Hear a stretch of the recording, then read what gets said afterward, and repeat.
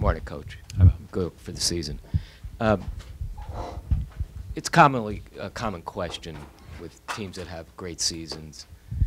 The following season, guys come back thinking they either have to do it by themselves or they were the reason, without getting too deep. How do you expect that might be a situation?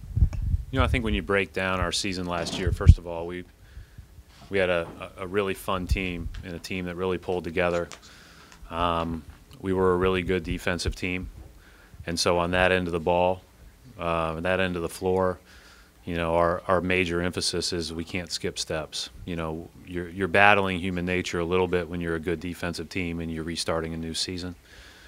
And we need to make sure that we beat that and that we're dialed in to doing every little thing together to make our defense as good as it can be, because it really was the driver of our success last year. And offensively, we just weren't good enough. And, you know, and that's something that we've all worked on. But we have some specific areas that we will really hone into.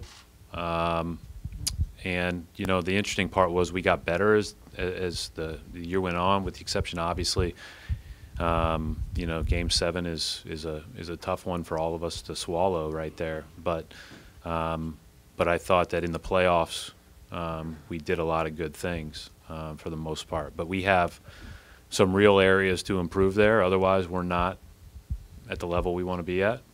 And so, you know, we'll see if we put in the work defensively, and we'll see if we improve offensively. Coach. You had a plan with Gordon last year, and obviously you were not able to come through. How much do you go back to that now? How much do you answer that question? I mean, you look at everybody on your team, the strengths they bring to the table, and try to blend those together. And that's our role. So, you know, he's one of 15 that we have to be able to make sure that what we're doing fits with how he best can add value to winning.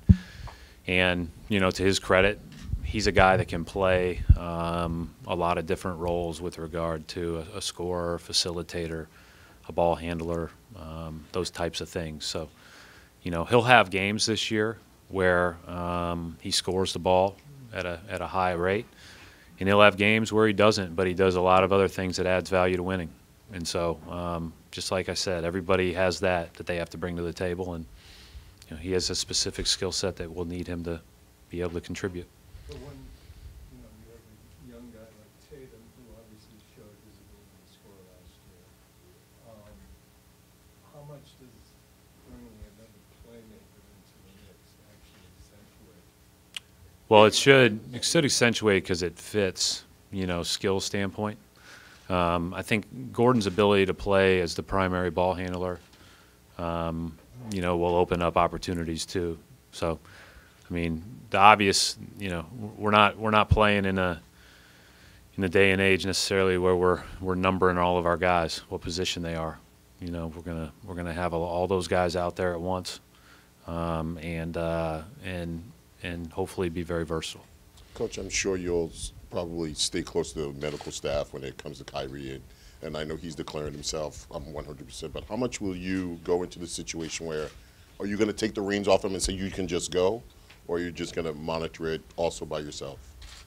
You mean from a medical standpoint? From a medical yeah, standpoint, and just from like the eye test. No, you try to do that as much as you can. The eye test is a big part of it, and then you know, if you see something that's of a concern, then you immediately go to your medical staff.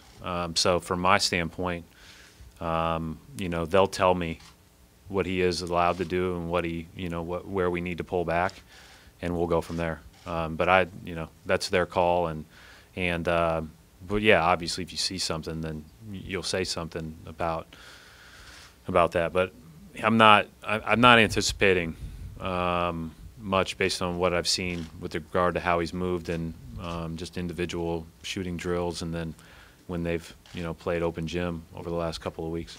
Have you been around a player where they've come off of an injury and maybe they think that they're further along than Sure. you think they are?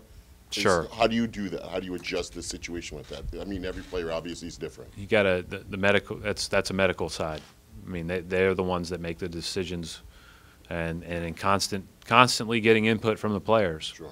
But that is and then as a coach, you only play people or practice people that you've been cleared to play or practice. Brad, what does a healthy Kyrie mean for this team? Well, obviously he's a special player. His ability to score the ball, make plays for himself and others, and organize you on both ends is really important. And so, obviously we're thrilled he's back, and looking forward to going to work. He's put in a lot of work to get back fully healthy, and you can tell, like, it's been a really good summer for him. You can just kind of tell by the way he's carried himself and the way he's looked prior to the beginning of training camp. Final couple of questions for Brad. Brad, what's it been like watching this team play pickup maybe the last couple of weeks? And again, it's different. A year ago you didn't have Tatum is what he is now, Jalen what he is now, Rozier, and you add Gordon and Kyrie. Kind of what's it been like for you to see all these, I guess, toys in some regard?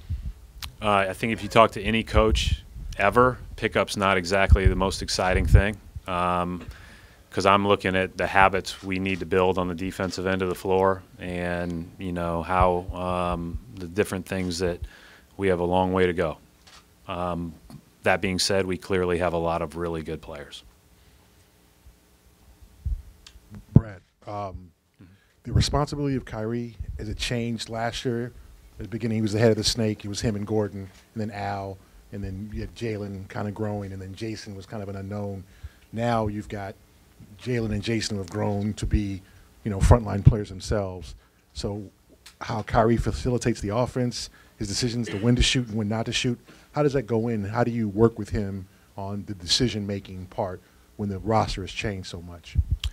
Well, I think Kyrie is one of the smartest players I've been around. I mean, he understands both sides of the floor. He thinks the game. He spends a lot of time studying the game, and he knows when it's right to attack and when it's right to spray it. And there is some responsibility on whoever your initiator is of the offense, and sometimes that'll be Kyrie when he's in. Sometimes it won't. Maybe Gordon or Tatum or Terry or Marcus or whoever is with him brings it down. But there is some responsibility in making sure that we're all organized, and I think that that's the most important thing. And then hopefully we're able to play to our strengths. But we've talked about this before here. We don't want to set limits on people. We don't want to set ceilings on people. Everybody has ownership in this, and the young guys getting better, growing, and showing new things is a good thing. And so it's a responsibility of all of us to keep everybody moving in the right direction. Thanks, Brad. Thank you.